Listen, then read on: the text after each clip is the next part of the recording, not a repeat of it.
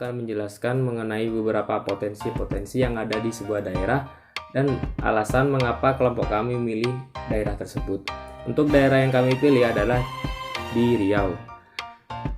Riau sendiri merupakan sebuah provinsi yang ada di Indonesia yang terletak di bagian tengah Pulau Sumatera. Luas wilayah Provinsi Riau adalah 87.023,66 km persegi yang membentang dari lereng Bukit Barisan hingga Selat Malaka. Riau saat ini merupakan salah satu provinsi terkaya yang ada di Indonesia dan sumber daya yang didominasi oleh sumber alam terutama minyak bumi, gas alam, karet, kelapa sawit, dan perkebunan serat. Riau ini sendiri terkenal dengan potensinya yakni sumber daya alam dari minyak bumi dan juga kelapa sawit. Kedua sumber daya tersebut merupakan salah satu sumber daya yang sangat dominan di Kepulauan Riau. Umumnya para pengusaha hanya berfokus kepada bisnis minyak bumi dan juga kelapa sawit. Akan tetapi di sini saya akan memberi beberapa contoh potensi yang belum dimanfaatkan oleh beberapa perusahaan dan juga stakeholder. Di sini terdapat 4 potensi terbesar selain minyak bumi dan CPO. Untuk potensi sumber daya alam yang pertama adalah perkebunan kelapa hijau terbesar di Kabupaten Indragiri Hilir. Untuk luas lahan dari perkebunan tersebut kurang lebih 400.000 hektar. 80% dari penduduk tersebut menggantungkan hidupnya dari perkebunan tersebut. Untuk yang kedua adalah pertanian talas terbaik dan terbesar di Kota Dumai. Untuk talas yang dibudidayakan di sana adalah talas ungu. Untuk potensi yang ketiga adalah perkebunan sagu berkualitas bagus di Kepulauan Meranti.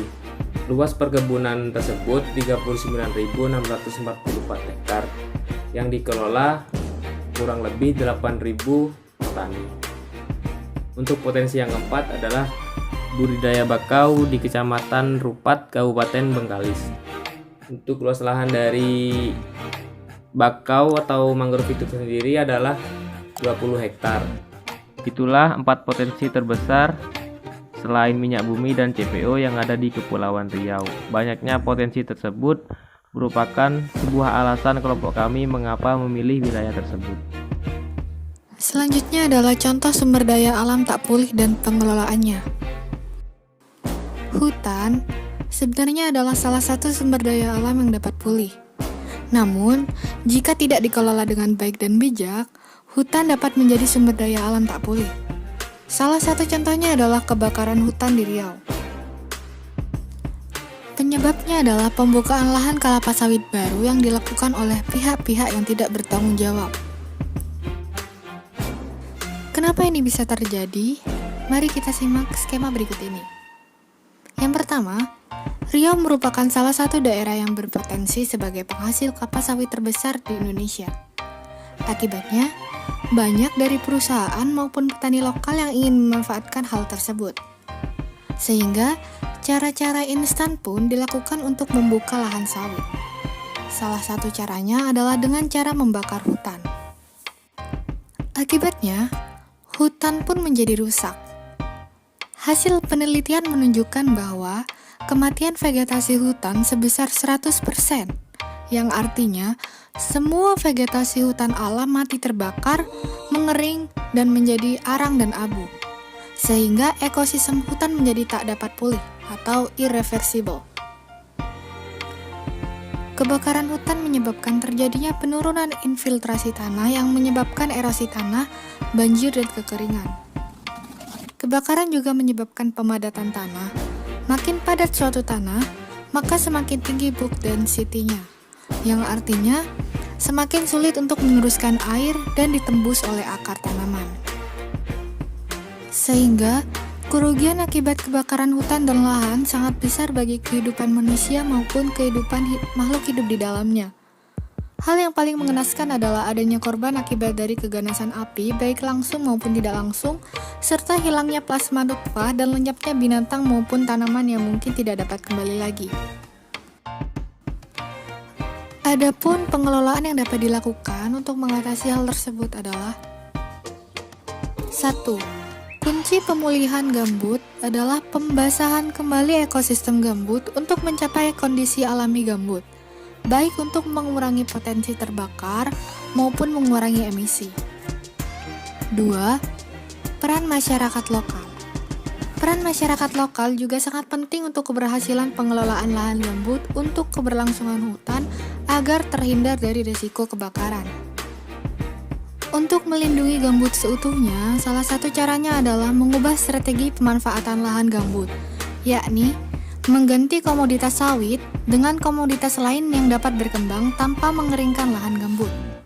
Hal ini bisa diwujudkan dengan teknik paludikultur, yaitu teknik budidaya tanaman di lahan gambut yang tetap basah yang dapat diwujudkan berdasarkan model bisnis yang menempatkan masyarakat sebagai pelaku utama. Saya akan menjelaskan mengenai sumber daya alam dapat pulih.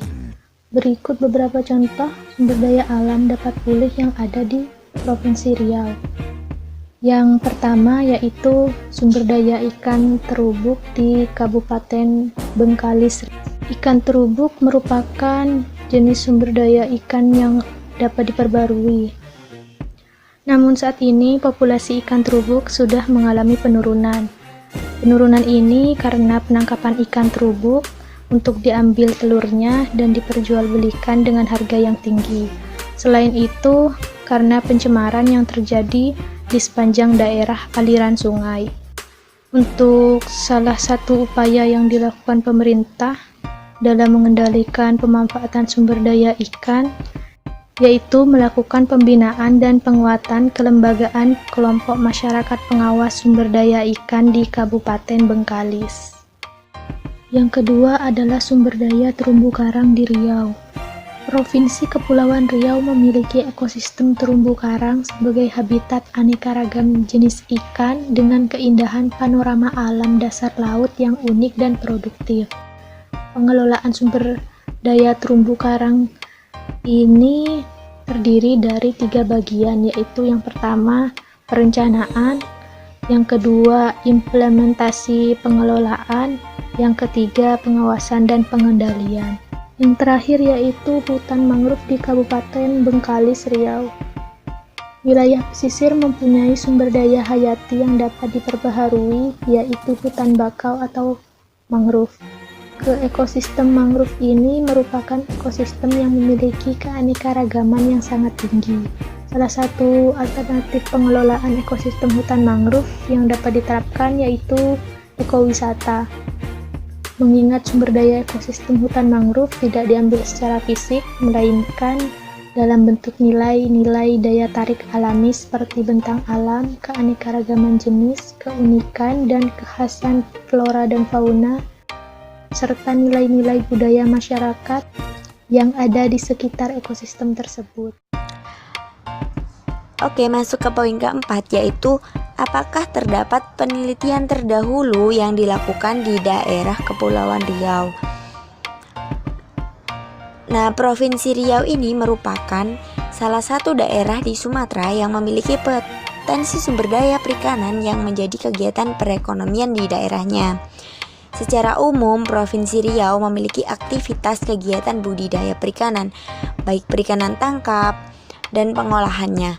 Dilihat dari sektor budidaya perikanan, di Riau terdapat budidaya air perikanan tawar atau budidaya ikan air tawar dan budidaya perikanan laut dan payau. Kegiatan budidaya laut dan budidaya payau merupakan salah satu subsektor unggulan perikanan budidaya dalam meningkatkan volume produksi di daerah Riau. Nah, salah satu artikel yang saya ambil adalah dengan judul "Miliki Potensi Menjanjikan, Sektor Perikanan dan Kelautan Riau Jadi Andalan Perekonomian di Masa Depan". Untuk pemerintahan sendiri sudah mengeluarkan kebijakan agar perekonomian di daerah Riau ini semakin meningkat.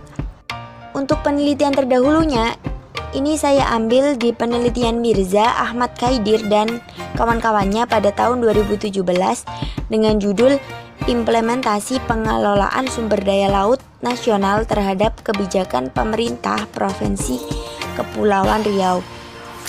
Nah, jurnal ini menjelaskan mengenai implementasi kebijakan sumber daya laut, yaitu penurunan angka kemiskinan hanya terjadi di daerah perkotaan, yang notabene merupakan daratan.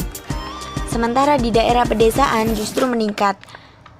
Ini menunjukkan bahwa pemerintah Kepulauan Riau belum memaksimalkan kewenangannya untuk mengentaskan kemiskinan di daerah tersebut.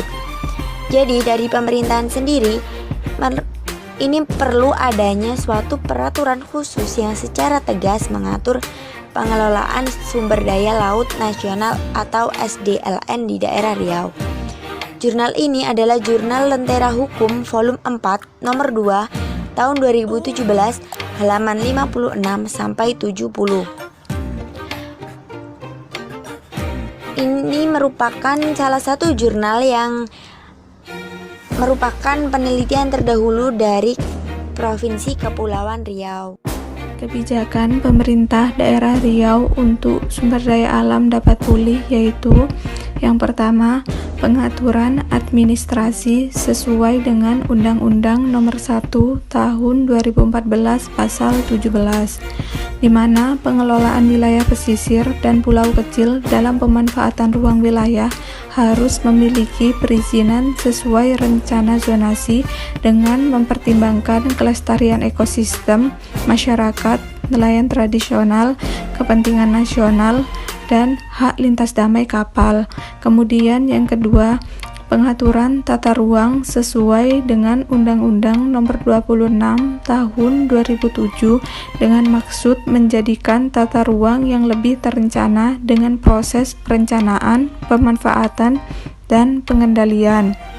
Dan yang ketiga, menghimbau masyarakatnya untuk ikut serta dalam pemeliharaan keamanan dan tata negara sesuai dengan pasal 30 ayat 1, di mana setiap warga negara diharuskan turut serta mempertahankan kedaulatan negara dari gangguan ancaman baik itu dari luar maupun dalam negeri.